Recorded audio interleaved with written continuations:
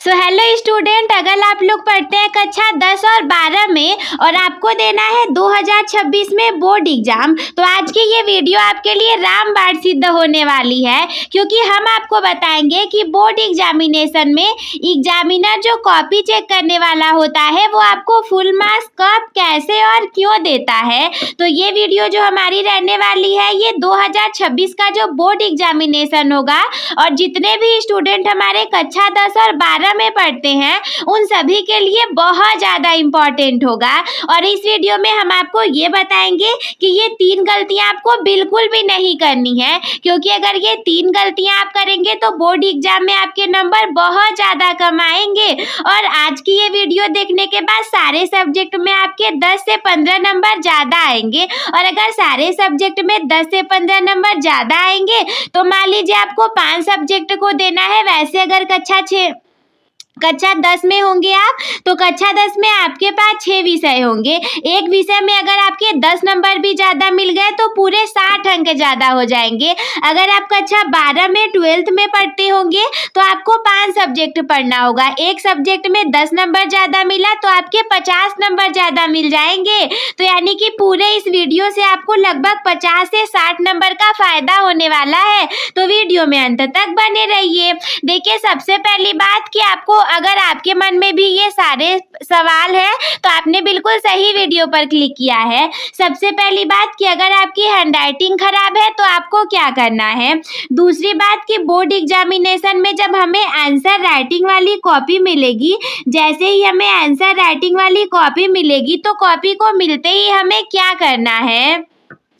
तीसरा प्रश्न कि अगर कोई प्रश्न हमें आधा आ रहा हो तब फिर हम उस कंडीशन में क्या करेंगे, या फिर अगर कोई प्रश्न हमें एकदम नहीं आ रहा है तब हमें क्या करना चाहिए। और कई लोग हमें ये भी बताते हैं कि बोर्ड एग्जाम में ज़्यादा पेज लिखने से ज़्यादा नंबर मिलते हैं।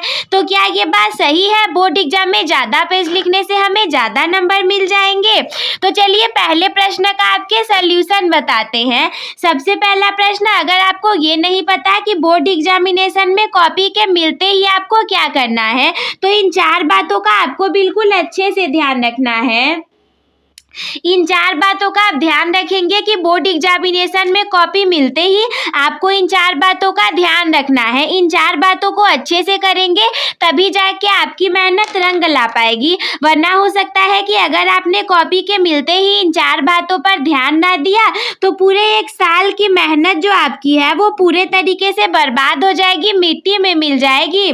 तो सबसे पहली बात है कि रोल नंबर आपको एकदम सही तरीके से भरना है, और रोल नंबर भरने का तरीका ऐसे होता है, जैसे अगर आपका रोल नंबर है 12, 22, 34, 18, 97, सपोज दैट ये आपका रोल नंबर है, तो हम इसे भरेंगे कैसे। अब हमें इसे ऐसे भरेंगे, आप ऐसे भरेंगे 1 2 2 2, जैसे हम बता रहे हैं शब्दों में आपको वैसे ही भरना है। 1 2 2 2 3 4 1, यहाँ पे आप लिखेंगे 3 4 1 8 9 7 8 9 7। तो कुछ इस तरीके से आप अपने रोल नंबर को भरेंगे। अगर आप ऐसे न भरना चाहें, इंग्लिश में लिखना चाहें, तो आप ऐसे लिखेंगे 1 2 2 2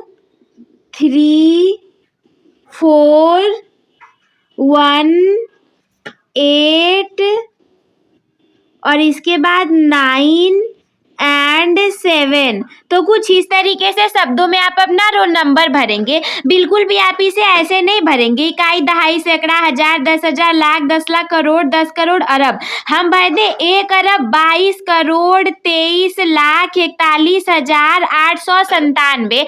ऐसे नहीं लिखना होता है। इसके बाद दूसरी बात आपको ध्यान देनी है कि सब्जेक्टों को बिल्कुल अच्छे से भरना है। तीसरा बात, पेपर का जो आपके कोड रहेगा पेपर कोड सही से भरना है, क्योंकि हम जानते हैं बोर्ड एग्जामिनेशन में हमें 7 सेट के पेपर मिलते हैं। तो 7 सेट में से आप कौन से पेपर कोड को हल कर रही हो, आपके पेपर में पेपर कोड लिखा हुआ होगा और इसे बिल्कुल सही से आपको भरना है। आखिर तभी तो पता चल पाएगा कि कौन से पेपर कोड की कॉपी है और वो कैसे चेकिंग होगी। चौथा है कि सिग्नेचर आपको अपना भी अच्छे से करना है और इसके बाद आपका नहीं करने के लिए रहेगा तो एग्जामिनर का सिग्नेचर आप करवाना नहीं भूलेंगे। जो भी आपकी वहाँ पे गाइडी कर रहा होगा उसका सिग्नेचर करवाना आप बिल्कुल नहीं भूलेंगे। दूसरा प्रश्न है कि पेपर की शुरुआत हमें कैसे करनी है या फिर पेपर मिलते ही सबसे पहले इन 4 बातों का आपको ध्यान रखना था। रोल नंबर अच्छे से भरना है, सब्जेक्ट अच्छे से भरना है, पेपर कोड सही से भरेंगे, सिग्नेचर भरेंगे। अगली बात है कि पेपर की शुरुआत हमें कैसे करनी है। तो ध्यान दीजिए, बोर्ड एग्जाम में हमारे बहुत सारे प्रश्न होंगे। सपोज दैट आपके पूरे पेपर में 14 प्रश्न है, तो इसमें से जिस प्रश्न का उत्तर आपको सबसे ज्यादा आ रहा होगा, सबसे अच्छे से आ रहा होगा, उसे ही सबसे पहले करना है आपको, और वो भी अच्छी हैंडराइटिंग में। एक अच्छी हैंडराइटिंग में आप करेंगे, बिल्कुल भी उसे लिख करके ऐसे ऐसे कट नहीं करना है। सपोज दैट आपने लिखा सेक्शन, आपको हल करना था सेक्शन नंबर बी और आपने लिख दिया सेक्शन नंबर ए, तो आप इसे ऐसे ऐसे पूरे गंदे तरीके से कट नहीं करेंगे। आप चाहे तो ए को ऐसे बी बना सकते हैं या फिर आप चाहे तो एक लाइन में ऐसे कट करके, जैसे आपने यहाँ पर लिखा है सेक्शन नंबर ए, यहाँ पर आपने लिखा है सेक्शन नंबर ई, तो ऐसे एक बार कट करिए और नीचे लिख दीजिए section number B. Board exam में देखिए ये कहीं पर भी नहीं लिखा हुआ होता कि आप बिल्कुल सीरियल वाइज पेपर को हल करेंगे। क्वेश्चन नंबर 1 लिखिए, फिर 2 लिखिए, फिर 3 लिखिए, फिर 4 लिखिए, फिर 5 लिखिए, ऐसा कहीं भी नहीं लिखा हुआ होता। हल आपको इस तरीके से करना है कि जो भी प्रश्न आपको आ रहा हो सबसे पहले उसी को करना है, और वो भी अच्छी हैंडराइटिंग में। जो भी प्रश्न करेंगे प्रश्न संख्या जरूर डालना है। जैसे मान लीजिए इंग्लिश का आप कर रहे हैं तो इंग्लिश में आप डालेंगे आंसर नंबर 3, आंसर नंबर 3 आपने डाल दिया। अब तीसरे में भी हो सकता है कि ए वाला कर रहे होंगे, ए में भी हो सकता है कि आप तीसरा वाला कर रहे होंगे, तो कुछ इस तरीके से लिख करके नीचे आप स्केल से डबल अंडरलाइन कर देंगे। और इसके बाद किन चीज़ों पर हमें ध्यान देना है, इसके बाद देखिए, अगर आपके मन में ये सवाल है कि दीदी अगर कोई प्रश्न बोर्ड एग्जाम में हमें आधा आ रहा होगा तो क्या हम उसे छोड़ देंगे, तो इसका जवाब है बिल्कुल नहीं, छोड़ना आपको बिल्कुल नहीं है। कारण इसका ये है कि बोर्ड एग्जाम में स्टेप मार्किंग होती है। अब दीदी स्टेप मार्किंग क्या होती है, स्टेप मार्किंग का उदाहरण हम ले सकते हैं गणित विषय से। गणित विषय से सपोज दैट कोई आपका प्रश्न है जो कि 6 स्टेप में पूरा होगा। पहले स्टेप में जो दिया है हम लिखेंगे और इसके बाद दूसरे से 5वें स्टेप तक हम उसे हल करेंगे, 6वें स्टेप में आपका आंसर आएगा, बीच में का फॉर्मूला को लिखेंगे। तो जैसे भले ही आंसर आपका न आया हो लेकिन स्टार्टिंग में आपने सही एक लाइन लिखा था, फॉर्मूला भी आपने सही लिखा है, तीसरा लाइन भी आपने सही किया, लेकिन चौथे स्टेप पर पहुंचते पहुंचते आपने कोई अंक गलत लिख दिया, तो ऐसा नहीं है कि आंसर नहीं आया तो एग्जामिनर आपके पूरे काट करके 0 नंबर दे देगा, वो ऐसा नहीं कर सकता। स्टेप मार्किंग का मतलब है आपके 3 स्टेप सही हैं तो सही करके आपको 3 अंक दे दिए जाएंगे। तो ऐसा केवल गणित में ही नहीं सभी विषयों में होता है और इसीलिए आपको प्रश्न को छोड़ना बिल्कुल नहीं है। अगला सवाल है कि सब लोग पूछते हैं कि दीदी क्या ज़्यादा पेज लिखने से हमें ज़्यादा नंबर मिलते हैं, तो इसका आंसर है नहीं, ज़्यादा पेज लिखने से हमें ज़्यादा नंबर नहीं मिलते। एक बात आपको बताएं, क्वालिटी मैटर करता है, क्वांटिटी नहीं। क्वांटिटी का मतलब है कि ज़्यादा लिखना। हो सकता है आपने बहुत ज़्यादा लिखा हो लेकिन वो चीज़ें गलत हो, और किसी ने बच्चे कम लिखा हो, किसी बच्चे ने कम लिखा हो पर उसका आंसर सही हो तो उसे नंबर ज़्यादा मिल जाएंगे। बोर्ड एग्जाम में आपके वर्ड लिमिट होती है, तो जितनी भी वर्ड लिमिट दी रहती है उसी के अंदर आपको लिखना है। जैसे कि सपोज दैट किसी वर्ड में आपको 50 वर्ड लिखना है तो आप जान जाइए कि 50 वर्ड में हमारे 7 से 8 लाइन होंगे, तो हमें इतने लाइन में ही उस आंसर को कंप्लीट कर देना है, क्योंकि ज़्यादा लिखने पर भी नंबर आपको ज़्यादा नहीं मिलेगा, उतना ही मिलेगा। अगला सवाल उठता है कि क्या कॉपी में पैसे रख देने से या फिर इमोशनल बातें लिख देने से हम पास हो जाएंगे, तो आंसर है बिल्कुल नहीं। बोर्ड एग्जाम में जैसे ही आप पैसे रख देंगे या फिर आप कोई इमोशनल बात को लिख देंगे तो इन दोनों तरीकों से आप पास नहीं हो पाएंगे। बल्कि ऐसा हो सकता है कि आपने जो चीज़ें सही लिखी हैं उसे भी काट दिया जाए, तो ऐसा बिल्कुल ना करिएगा। और ध्यान दीजिए, अगर आपको 2026 में बोर्ड एग्जामिनेशन में पेपर देना है तो यहाँ पे मैंने 6 ऐसे इम्पॉर्टेंट पॉइंट को रखे हैं, 6 ऐसे इम्पॉर्टेंट पॉइंट आपके लिए लिख करके रखे हैं जो कि आपके लिए बहुत ज़्यादा इम्पॉर्टेंट है। इन 6 पॉइंट को बिल्कुल नहीं छोड़िएगा। जितना भी आपके पास टाइम बचा है, आपके पास 1 महीने का टाइम बचा है या फिर 2 महीने का टाइम बचा है या फिर आपके पास 1.5 महीने का टाइम बचा है, जितना भी टाइम बचा है अपना पूरा 100% लगा दीजिए। दूसरी बात कि ज़्यादा नंबर के जो चैप्टर होंगे उसे सबसे पहले तैयार कर लीजिए। जो ज़्यादा नंबर के और इजी चैप्टर्स होंगे उसे सबसे पहले कंप्लीट कर लीजिए, क्योंकि ऐसा ना हो कि जो कम नंबर के चैप्टर है हम उसे ही पढ़ते रह जाएं और एग्जाम में उससे नंबर भी कम आए। और तीसरा है कि लेटेस्ट सिलेबस के अनुसार आपको पढ़ना है। ऐसे चीज़ों को मत याद करते रह जाइएगा जो कि एग्जाम में ना आए। जितना भी लेटेस्ट सिलेबस होगा उसी के अनुसार पढ़िए।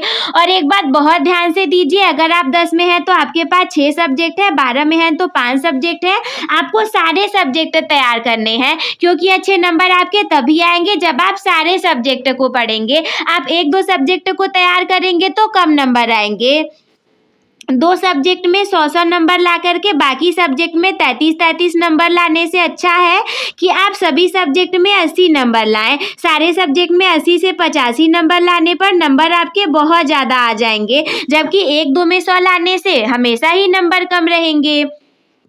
अगला है कि जो भी आपके लेसन होंगे सारे लेसन के इम्पॉर्टेंट पॉइंट को याद कर लीजिएगा। हम कहें तो सारे लेसन के जितने आपके की पॉइंट्स होते हैं जैसे कि लेंचो वाले इंग्लिश के चैप्टर की बात करें तो उसमें लेंचो आपका मेन किरदार है। जितने भी आपके इम्पॉर्टेंट पॉइंट्स होंगे सारे चैप्टर के तैयार कर लीजिए। कारण ये है कि जब आप तैयार कर लेंगे तब आप अपने एग्जाम में बना करके लिख पाएंगे। जब आप बना करके लिख देंगे, हमने आपसे कल की वीडियो में बताया था कि रिलेटेड कंटेंट भी लिख देने पर, बोर्ड एग्जाम में आप रिलेटेड लिख देते हैं तब भी आपको 100 में से बहुत ज़्यादा अच्छे नंबर मिल जाते हैं।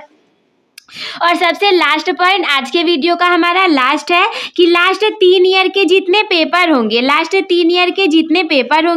या फिर जितने PYQ जितने प्रीवियस ईयर क्वेश्चन होंगे उन सारी चीज़ों को अच्छे से आपको कवर कर लेना है। और इस चैनल पर आपको सारे सब्जेक्ट की बहुत अच्छी तैयारी करवा दी गई है। डेली क्लासेस भी आती रहती हैं, तो बिल्कुल छोड़ना नहीं है। चैनल को करिए सब्सक्राइब, वीडियो को करिए लाइक। और आज के लाइक का जो टारगेट है हमारे बहुत ही छोटा सा, केवल और केवल 100 लाइक का टारगेट है, तो इसे जरूर से पूरा कर दीजिए। अपने दोस्तों के साथ शेयर कर दीजिए। ऐसा मत सोचिएगा कि वो देख लेंगे वीडियो को तो उनके ज़्यादा नंबर आ जाएंगे। सभी के साथ शेयर करिए, साथ में मिलकर पढ़िए, साथ में बढ़िए। कोई डाउट आपके मन में होगा तो कमेंट करके हमसे ज़रूर पूछिएगा। और किसी टॉपिक पर वीडियो चाहिए तो कमेंट ज़रूर करिए। बस मेरे प्यारे साथियों, मेरे प्यारे स्टूडेंट, आज के इस वीडियो में इतना ही। हम मिलते हैं आपसे किसी अगले वीडियो में। तब तक के लिए धन्यवाद। मस्त रहिए, स्वस्थ रहिए, व्यस्त रहिए। आप सभी हंसते खेलते और मुस्कुराते रहिए।